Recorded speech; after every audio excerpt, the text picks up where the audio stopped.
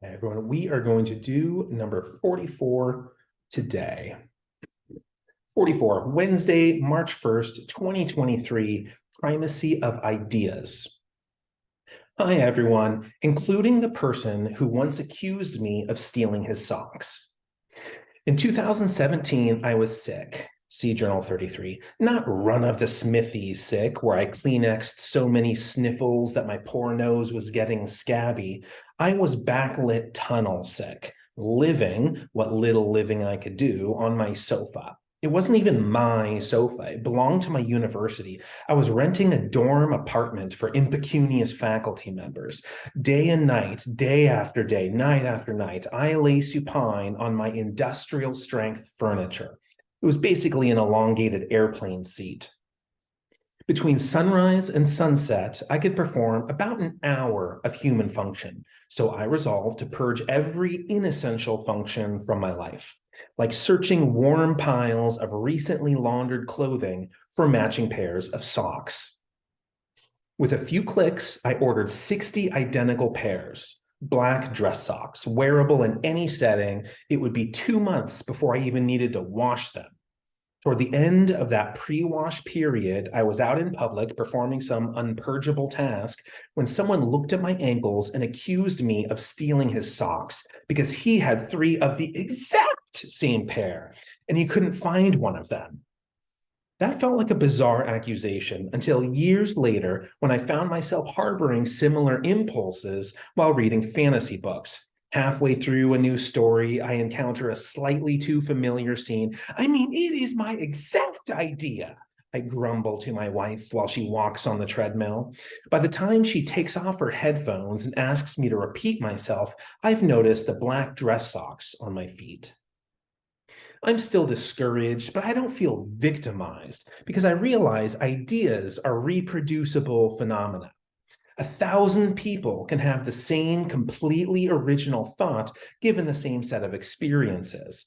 Put demographics and culture, upbringing and education, financial and social circumstances, and a dozen other conditions into life's cauldron, stir it a little, and plenty of alchemists will emerge with indistinguishable alloys, facsimiles of each other.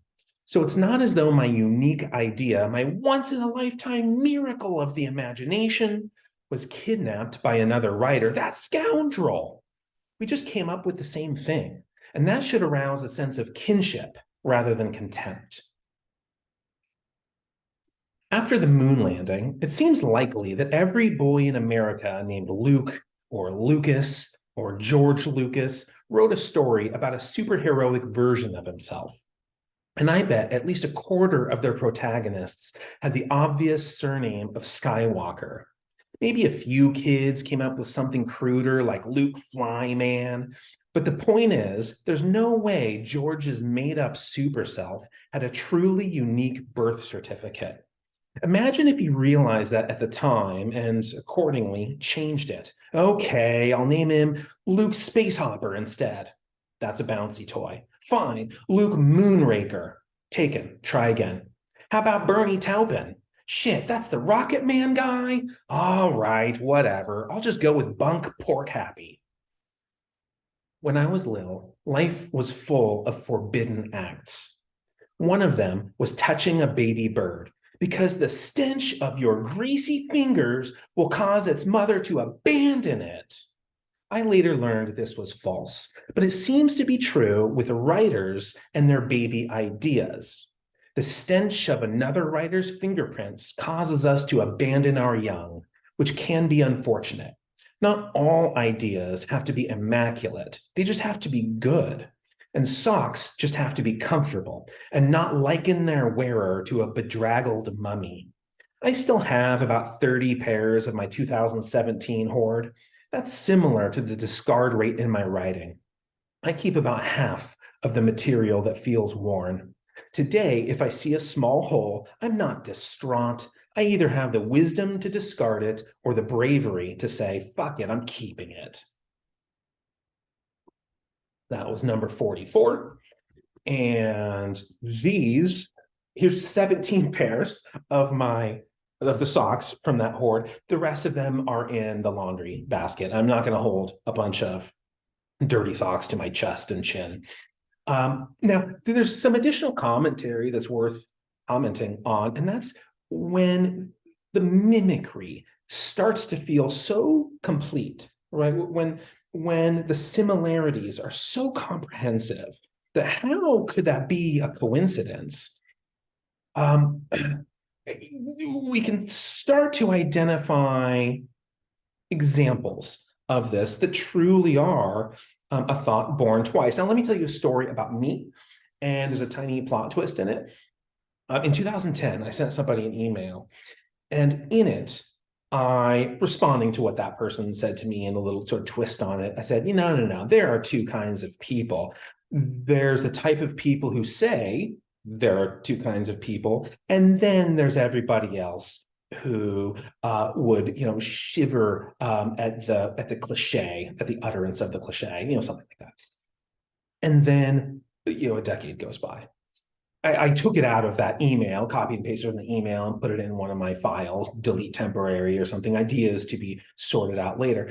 And then I'm listening to an Ursula K. Le Guin book, a couple years ago. And it's a collection of short stories.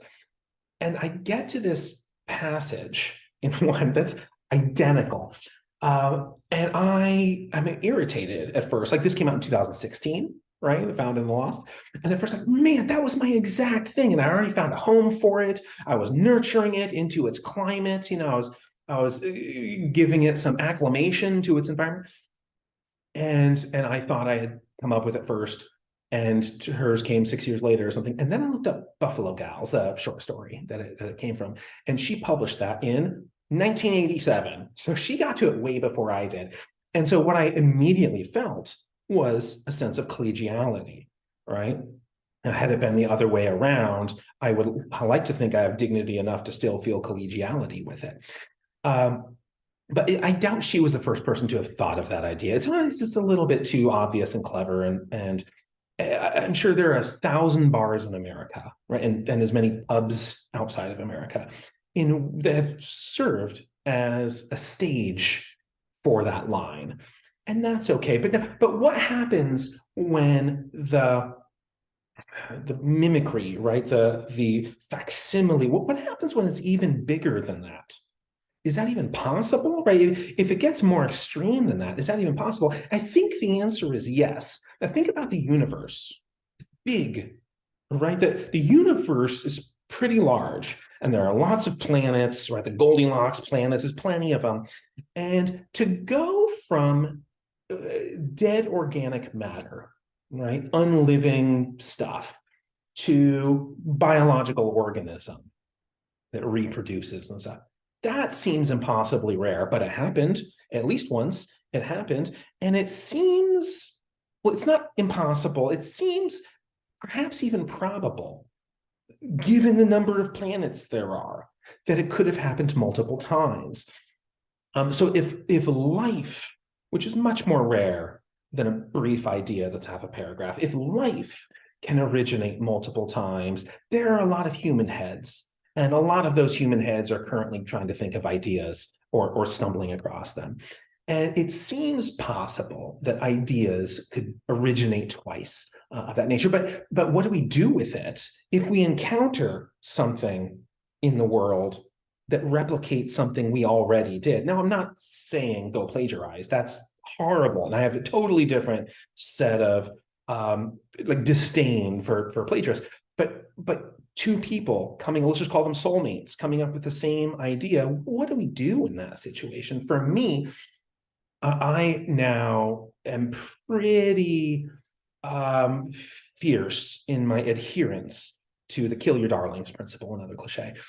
But I'm not delicate and compassionate in my pulling of the plug. I'm closer to a Bolshevik, right? I get a firing squad and just execute anything that has a parallel body in another's work. But I continue to be a tiny bit irritated when that happens. And I continue to hope that my ideas are original. And I hope that same thing for you. I hope whatever your ideas are for the day, for the year, for your life, that they have no sort of parallel planet with corresponding life on them, that your ideas truly are one of a kind, but that should you find 2 of a kind, 10 of a kind, 1,000 of a kind, that you approach that situation with dignity. Okay, bye everybody.